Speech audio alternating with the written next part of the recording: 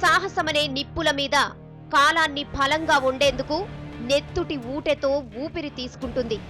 కష్టాలనే సిరాగా నింపుకునే కలంగా మారి పీడితుడే అణ్వాస్త్రంగా, శత్రువే పాదధూళిగా కన్నీళ్లకు కర్తవ్యాన్ని నిర్దేశిస్తుంది. సమానత్వం కోసం దోపిడీ వట వృక్షాన్ని కూల్చేందుకు సైనికులతో కవాతు చేయిస్తుంది. అక్షరాలతో అక్కిని పుట్టిస్తుంది. కలంతో కదం తాళ్చేస్తుంది. దోపిడీదారుల గుండెల్లో విప్లవ కవిత్వాన్ని బాకులా దింపుతుంది. అందుకే ఆయుధాలుగా రూపాంతరం చెందుతోన్న ఆకలికి అలిశెట్టి ప్రభాకర్ కవిత్వమే నేపథ్యమవుతోంది. భారతదేశ విప్లవ చరిత్రకు మరచిపోని అధ్యాయాన్నిచ్చిన జగిత్యాలలో 1954 జనవరి 12న అక్షర సూర్యుడు ఉదయించాడు. చినరాజం, లక్ష్మీ దంపతులకు అలిశెట్టి ప్రభాకర్ జన్మించాడు. కరీంనగర్లో ప్రాథమిక విద్యను పూర్తి చేసిన ప్రభాకర్ ఇంటర్ కోసం సిద్దిపేటలో ఉన్న అక్క, బావ ఇంటికెళ్లాడు. అక్కడ మాట పట్టింపులు రావడంతో తిరిగి జగిత్యాలకొచ్చాడు. అప్పటికే తండ్రి చనిపోవడంతో కుటుంబ భారాన్ని మోశాడు. ఫోటోగ్రఫీపై ఉన్న ఇష్టంతో పూర్ణిమ స్టూడియోను ప్రారంభించాడు. పెన్సిల్తో బొమ్మలు గీసే హాబీ ప్రభాకర్ జీవితానికి సాహిత్యాన్ని పరిచయం చేసింది. కొంతమంది మిత్రుల సూచనలతో కవితలకు సరిపోయే బొమ్మలు గీసిచ్చిన ప్రభాకర్ వాటి స్ఫూర్తితో కవిత్వం రాశాడు. అలా 18 ఏళ్ల వయసులోనే బూర్జువా దోపిడీదారులపై కవిత్వాన్ని ఎక్కుపెట్టాడు. 1975లో పరిష్కారం పేరుతో అలిశెట్టి రాసిన కవిత తొలిసారి ఆంధ్ర సచిత్రవార పత్రికలో ప్రచురితమైంది. ప్రభాకర్ గుండెలోతుల్లో అణచివేయబడ్డ బడబాగ్ని 1978 జగిత్యాల జైత్రయాత్రతో ఉప్పెనలా బయటకొచ్చింది. పెత్తందారీ వ్యవస్థ మీద పేదోళ్లు జరుపుతున్న పోరుతో ప్రభాకర్లోని అక్షర సూర్యుడు కొత్త దిక్కున ఉదయించాడు. అందుకే జైత్రయాత్రలో ప్రజల ఉరకలెత్తే ఉత్సాహాన్ని చూసి తనలోని ఆవేశాన్ని ఎర్రపావురాలుగా ఎగరేశాడు. ఆనాటి నుంచి ఏనాడు వెనక్కి తిరిగి చూసుకోలేదు. అల్పాక్షరాలతోనే అనల్పార్థాన్నిచ్చే నానీలనే మినీ కవిత్వంతో తెలుగు సాహితీ లోకంలో అలజడి సృష్టించాడు. సురకులు అనే ఒక 2 లైన్ల కవిత్వం ద్వారా తెలుగు కవితాకాశం లోపలికి రాకెట్లా దూసుకొచ్చాడు అలిశెట్టి ప్రభాకర్. న్యాయాన్ని ఏ కీలుగా కీలు విరిచేవాడే వకీలు అన్నాడు. అది ఆల్మోస్ట్ ఆల్ కొటేషన్ అయిపోయింది. ఉదాహరణకు కష్టజీవి మీద ఆయన ఏమంటాడు, కాచి కూడా నిన్ను కాచి వడబోస్తే ఒక నీళ్ళట్టి, నారాయణ కూడా నీపై నడిచి వెళ్తే ఒక దాల్ రోటి, పట్నంలో బతక వచ్చిన కష్టజీవి నీకు ఇక్కడ పోటా పోటీ. ఒక కష్టజీవి గురించి, వాడి బతుకు తెరువులో వచ్చిన కష్టం గురించి ఇంతకంటే చెప్పే కవిత మనకెక్కడ కనిపించదు. అక్షరాలతోనే సమరశంఖం పూరిస్తున్న ప్రభాకర్పై ప్రభుత్వాలు, పోలీసులు, భూస్వాములు కక్ష కట్టారు. ఫలితంగా నిర్బంధం నీడలా వెంటాడింది. అందుకే జగిత్యాల నుంచి కరీంనగర్కు షిఫ్ట్ అయ్యాడు. బతకడం కోసం శిల్పి స్టూడియోను ప్రారంభించాడు. 1979లో మంటల జెండాలు సంకలనాన్ని వెలువరించాడు. అందులో వచ్చిన దోపిడీ చిహ్నం, దశ, పింజర లాంటి ఎన్నో కవితలకు ఇండియన్ ఇంక్తో అద్భుతమైన చిత్రాలు గీశాడు. ఏదైనా సమాజంలోని ఒక అంశాన్ని, ఒక సమస్యను తీసుకొని రాసిందే చిన్న చిన్న పదాలతో చాలా గొప్ప సందేశాన్ని ఇచ్చిన కవితలు అలిశెట్టి ప్రభాకర్. మరణం నా చివరి చరణం కాదు, చితాభస్మం అంటే విలపించే చంద్రబింబం కాదు, ప్రజలే నేను, ప్రజల వైపే ఉంటాను అనే లక్ష్యంతో ఆచరణకు అనుగుణంగా ఉండే చిన్న చిన్న పదాలతో ఎన్నో కవితలు రాసిండు. ఓవైపు ఫోటోలు తీస్తూనే ఇంకోవైపు కవితలు రాశాడు. మరోవైపు బొమ్మలు కూడా గీశాడు. తనలోని భావాలకు చిత్రరూపమిచ్చి వాటితోనే చిత్ర కవితలు రాశాడు. ఆ ప్రక్రియ అప్పట్లో పెద్ద సంచలనం. 1981లో చురకలు కవితా సంకలనాలను పీడితుల పక్షాన సంధించాడు. వ్యంగ్యం, పదును, విమర్శ, సామాజిక స్పృహ లాంటివన్నీ ఒకేసారి చురకల్లో కనిపిస్తాయి. న్యాయాన్ని ఏకీలు కాకీలుగా విరగ్గొట్టగలవాడే వకీలని న్యాయవాదికి చురకల్లో అర్థం చెప్పాడు. వాడు ముందే వానపాము, మరి ముడ్డేటో మూతేటో అని రాజకీయాలకు చురక అంటించాడు. ప్రజల కోసం, వారి బతుకులు బాగు చేయడానికి, వారి బాధలు ప్రపంచానికి తెలియచేయడానికే కవిత్వమని నమ్మిన ప్రభాకర్ అందుకోసం అహర్నిశలు శ్రమించాడు. 1982లో భార్య, 2 పిల్లలతో కరీంనగర్ నుంచి హైదరాబాద్కు మకాం మార్చాడు. ఆయన రాసిన రక్తరేఖ, సంక్షోభ గీతాలు, కవితలు సామాన్యులను ఆకట్టుకున్నాయి.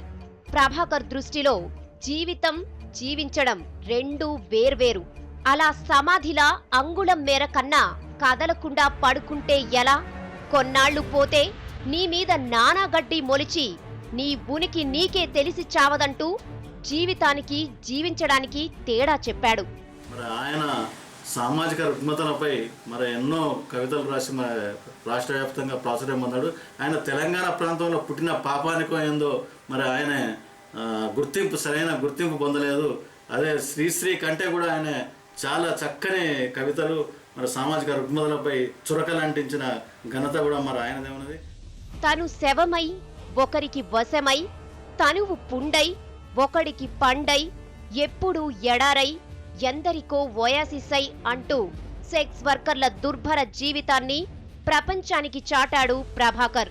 4 వాక్యాల్లోనే ఆ అభాగ్యుల జీవన వేదనను కళ్లకు కట్టినట్టు ఒక్క అలిశెట్టి తప్ప ఇంకెవ్వరూ ఇప్పటికీ చెప్పలేకపోయారు. ఒక వేశ్య గురించి చదివిన కవిత ఏంటంటే, తను శవమై ఒకరికి వశమై, తనువు పుండై ఎందరికో పండై అంటాడు. అతను ఒక కవే కాదు, చిత్రకారుడు కూడా. ఇప్పుడు హైదరాబాద్లోనే ఉన్నప్పుడు ఆయన స్టూడియోలోకి పోయి చాలాసేపు గడిపి ఆయన అక్షరాలు చూసుకుంటూ ఉండేవాడిని. అలిశెట్టికి రాజకీయాలన్నా, నాయకులన్నా మొదటి నుంచి తీవ్ర వ్యతిరేకత. అందుకే ఓ నక్క ప్రమాణ స్వీకారం చేసిందట, ఇంకెవర్నీ మోసగించనని. ఒక పులి పశ్చాత్తాపం ప్రకటించిందట, తోటి జంతువుల్ని సంహరించానని. ఈ కట్టుకథ విని గొర్రెలింకా పుర్రెలూపుతూనే ఉన్నాయంటూ రాజకీయ నాయకుల తీరును కవితలతో ఏకిపారేశాడు. అలిశెట్టికొస్తున్న పేరును చూసి కొందరు రచయితలు అతనికి దీర్ఘ కవితలు రాయడం చేత కాదని వెక్కిరించారు. దీంతో 1983లో నిజరూపమనే దీర్ఘ కవిత రాసి సాహితీలోకంలో సంచలనం సృష్టించాడు. ఆ తరువాత మరో దీర్ఘ కవిత డాక్యుమెంటరీలో సమాజపు నగ్న రూపాన్ని చూపుతూ విద్యార్థులు, యువకులు, శ్రామిక వర్గానికి పదనిర్దేశం చేశాడు. 1985లో ప్రభాకర్ రక్తరేఖ మార్కెట్లోకి విడుదలైంది. ఆ కవితా చిత్రాలు చూసి ఎందరో ఎగబడి కొనుక్కున్నారు. 4000 కాపీలు అమ్ముడై ఇప్పటికీ ఓ రికార్డ్గా మిగిలింది. ఈ సమయంలోనే ప్రభాకర్ను క్షయ చుట్టుముట్టింది. ఎడతెరిపిలేని దగ్గు, అడుగు కదలనివ్వని ఆయాసం, రక్తం ముద్దలుగా పడుతున్న రోజుల్లోనూ ఆయన కవిత్వాన్ని రాయడం ఆపలేదు. 1990లో రాసిన సంక్షోభ గీతం సంకలనంతో దేశంలోని సంక్షోభాన్ని అద్భుతంగా చిత్రించాడు. పాలరాతి బొమ్మైనా, పార్లమెంట్ భవనమైనా వాడు చుడితేనే శ్రీకారం, వాడు కడితేనే ఆకారమని శ్రామికుల్ని కీర్తించాడు. ఇక ఓ దినపత్రికలో సిటీ లైఫ్ పేరుతో ప్రభాకర్ రాసిన కాలంకు ఆనాటి హైదరాబాదీలు ఫిదా అయ్యారు. జనంతో మాట్లాడే మాటల్నే కవితలుగా ఎక్కుపెట్టాడు. అదే అతని హృదయ ఘోష అయింది. ప్రపంచాన్ని చూసే కిటికీలా మారింది. ధ్వంసమవుతోన్న మానవ విలువల్ని, హింస రాజకీయాల్ని నిరసించడంతో పాటు నిప్పు కణికల్లాంటి కన్నీటి గుళికలను 6 సంవత్సరాల పాటు సిటీ లైఫ్ కాలంలో రాశాడు. మరణం నా చివరి చరణం కాదని ప్రకటించిన ప్రభాకర్ కబళించే మృత్యువును ముందే గుర్తించాడు. అందుకే పర్సనల్ పోయమనే కవితలో తెర వెనుక లీలగా మృత్యువు కదలాడినట్టు తెరతెరలుగా దగ్గొస్తుంది. తెగిన తీగెలు సవరించడానికన్నట్టు గబగబా పరిగెత్తుకొచ్చి నా భాగ్యం గ్లాసుడు నీళ్లందిస్తోందని రాసుకున్నాడు. చివరి రోజుల్లో పేదరికంతో పోరాటం చేసిన ప్రభాకర్ పైసల కోసం దారి తప్పలేదు. ఆయన రాసిన కవితల్ని సినిమాలకు అమ్ముకునే అవకాశం వచ్చినా ఒప్పుకోలేదు. సినిమా కవిగా మారుంటే ఎంతో డబ్బు, పేరు సంపాదించేవాడు. కానీ సమాజం కోసమే రాస్తానన్న మాటలకు చివరి శ్వాస వరకు కట్టుబడి ఉన్నాడు. ఫలితంగా టీబీకి చికిత్స చేయించుకోవడానికి కూడా డబ్బులు లేక 1993 జనవరి 12న హైదరాబాద్లో చనిపోయాడు. మృత్యువు దాడి చేసిన రోజు కూడా అక్షరాలకు జీవం పోశాడు అలిశెట్టి. కరీంనగర్ జిల్లాలో ఆయన జగిత్యాలలో మంటలు అనే పత్రిక నడిపిన కాలం నుంచి సృజనకు ఆయన ముఖ చిత్రాలు కూడా వేసిన స్థితి, సృజనలో కవిత్వం కూడా రాసిన స్థితి నుంచి కరీంనగర్లో విప్లవ సంఘం యూనిట్ని నిర్వహించి వరంగల్కు హైదరాబాద్కు బ్రతకడానికి వచ్చి ఓ ఫోటో స్టూడియో కూడా పెట్టుకొని వ్యాధిగ్రస్తుడై ఆర్థిక స్థితి బాగలేక సరిగ్గా పూటకు తిండి లేనటువంటి స్థితిలో ఆయన అమరుడయ్యాడు. తెలుగు సమాజంలో చాలా ఆదర్శప్రాయమైనటువంటి కవులు అంటే తెలుగు సాహిత్యంలో శారద గురించి మనం ఎట్లా చెప్పుకుంటామో అట్లా తెలుగు కవిత్వంలో అలిశెట్టి ప్రభాకర్ కూడా అట్లా చిరస్మరణీయమైనటువంటి కవి. కవిత్వం, ఫోటోగ్రఫీ వంటి రంగాల్లో అసమాన ప్రతిభ కనబర్చిన సృజనశీలి అలిశెట్టి ప్రభాకర్. తన కవితలతో పీడితుల గుండెల్లో మహాకవిలా నిలిచాడు అలిశెట్టి. అందుకే ఆయనను కడసారి చూసేందుకు 1993 జనవరి 12న సగం హైదరాబాద్ ప్రభాకర్ ఇంటి ముందు నిలిచింది. విప్లవ కవులెందరున్నా, వారెంత మేధావులైనా జనసామాన్యం గుండెలకు హత్తుకునేలా రచనలు చేయడంలో చెరబండరాజు, శివసాగర్, అలిశెట్టి ప్రభాకర్ దరిదాపుల్లోకొచ్చేవారెవ్వరూ లేరు.